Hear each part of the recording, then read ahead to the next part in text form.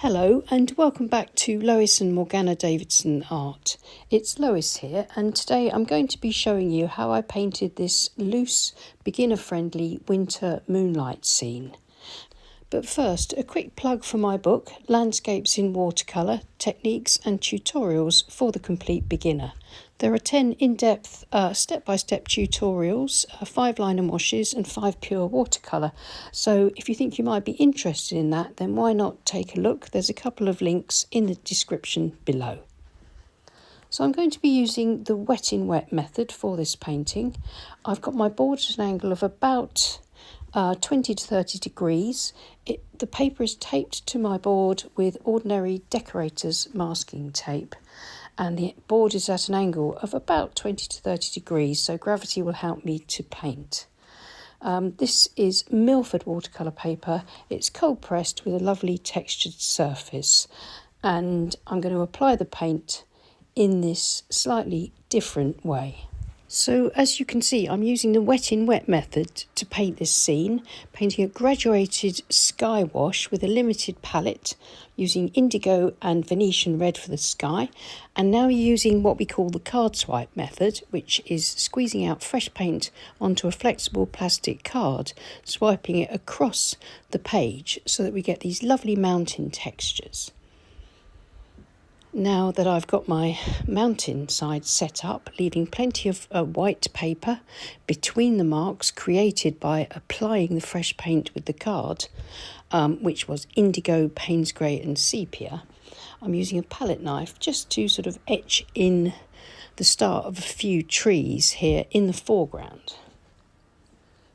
I've used the corner of my large wash brush to create a canopy for the trees, and now I'm going to make a moon. I found a little circular shaped paint tube lid. I'm covering it with absorbent tissue paper. And now I'm going to lift out a moon from that damp sky, pressing it carefully where I want the moon, and then lifting it to reveal the white of the paper where I've removed a bit of the paint. And I think that's a lovely effect. Going back and using my palette knife just to scrape through a few more sort of branches and parts of the tree trunk before I leave it all to dry. And here's the dry painting, and it's looking quite effective, but I'm using a very light glaze of indigo and Venetian red to just knock back that white paper a little bit so that I get these snow sort of reflecting the glow of the sky. Now, using my number 2 rigger, I'm going to paint in some slightly sort of stronger tree trunks and branches.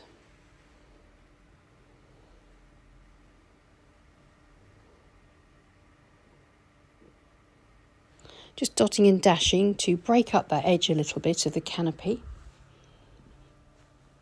Drawing some of the branches through the gaps between the little canopies as well. And that just finishes the tree off nicely. So I'm almost finished. I'm just going to remove the tape, have a look at the painting, see how it looks with its clean white border. It's like looking at it with fresh eyes, and I can see that the tree trunks aren't quite visible enough. So I think what I'm going to do is take some white gouache, and using it almost straight from the tube and my rigger brush, I'm going to work some highlights into the trees. Now those highlights will help to make the trees stand out against the mountain. They will also give the illusion of some moonlight, just catching the trunks and the trunk and the branches in various places. I'll put it on quite heavily to start with, and then using my dark mix of Payne's grey, indigo and sepia, I can knock that white colour back a little, just darken it up in places, so it just gives me these lovely highlights. And here's the finished painting. I hope you enjoyed watching this very loose scene come together using just a few colours and using a flexible plastic store card to apply the paint to start with for a nice loose delivery of paint onto the paper. and lots of white space left, lots of lovely effects created by the wet in wet method, and of course that pretty moon that was lifted out of the damp sky using a piece of tissue over a circular shaped lid. And of course, special thanks to all our patrons over on Patreon. We really do appreciate you. I'll see you again soon. Take care and happy painting. Bye.